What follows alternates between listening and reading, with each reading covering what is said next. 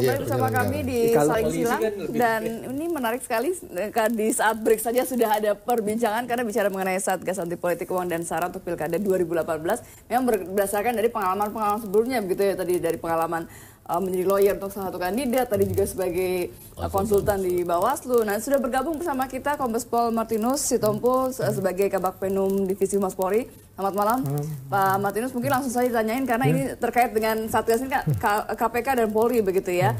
Jadi tadi sudah ada mengenai latar belakang wacananya dan sejauh ini update-nya seperti apa Pak? Karena kan pendaftaran untuk calon kandidat hari ini terakhir jam 12 ya ditutup ya. Dan ini Satgas ini bagaimana perkembangan terbarunya? Ya, Satgas ini buah pemikiran Bapak Kapolri ya, melihat mungkin sudah dijelaskan tadi sama beliau, melihat bahwa pemilu itu selalu, pilkada itu selalu diwarnai dengan money politik, sehingga perlu dibuat satu Satgas. Satgas ini merupakan waktunya terbatas, ada percepatan dan orang-orangnya tertentu juga.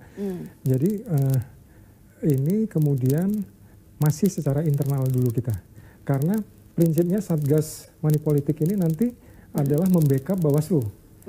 Karena apapun ceritanya dalam kaitan pencalonan, pemilihan, penetapan pemenang, kemudian komplain ke MK, itu menjadi 4 hal itu yang menjadi perhatian Satgas ini nantinya.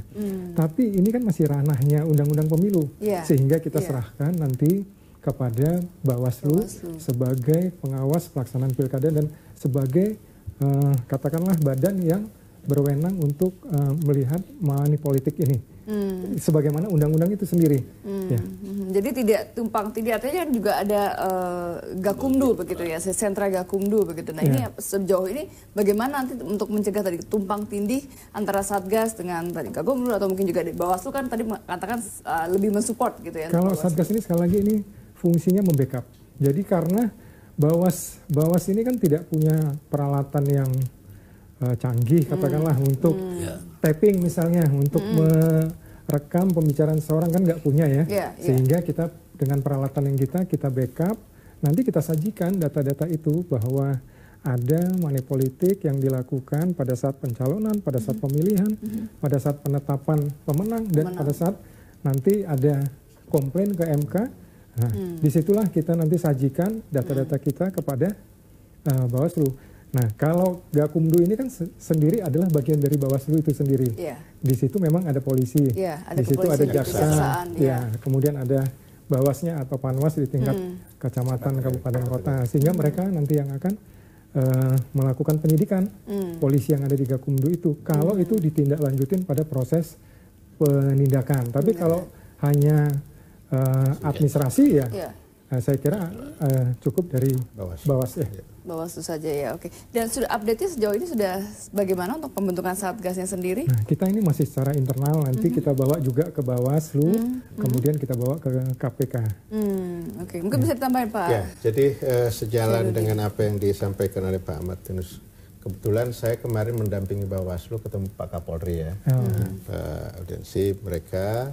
Dan hasil dari pembicaraan dengan Pak Kapolri itulah besok kita akan tindak lanjuti di DPR mengundang Polri, Kejaksaan Agung, KPK, Kemendagri, KPU, Bawaslu untuk kita membicarakan supaya ada payung, untuk mereka bisa melakukan kegiatannya yang dimaksudkan tadi. Kan ini tujuannya mulia.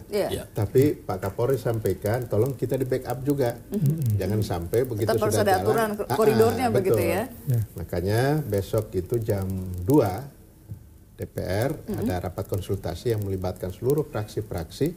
Dan bukan hanya itu yang akan kita bicarakan, bukan hanya soal politik uang, soal syarat, termasuk potensi untuk penggunaan aparat hukum dalam kontestasi. Jadi itu Pak Kapolri benar-benar menyampaikan. Saya kira saya menghargai ide beliau. Kami ini nanti akan didatangi berbagai orang untuk akan dalam tanda petik bisa saya digunakan untuk menjatuhkan lawan dan sebagainya kan begitu. Ada laporan ini tidak menyenangkan. Ini yang akan dibicarakan, tetapi tidak boleh hanya Polri sepihak. Kejaksaan juga harus sama frekuensinya, KPK juga harus sama.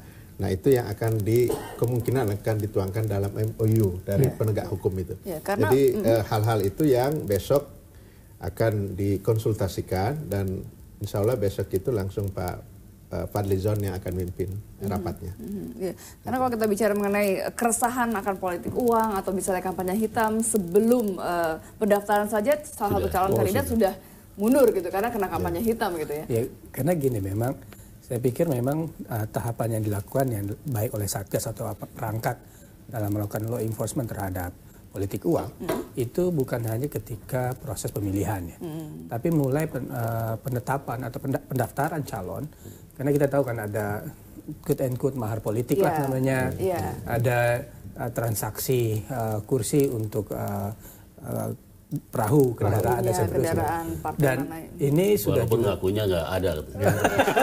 Semua kontennya tidak ada Mas. Statement Pak. Jadi saya pikir rangkaian itu mulai dari hulu sampai hilir harus dipotret ya. Karena ketika kita lihat dari hulunya saja, terus dari proses pencalonan, itu yang bermain bukan hanya kandidat, bukan hanya partai politik, tapi juga pemodal. Karena di sini ada kepentingan.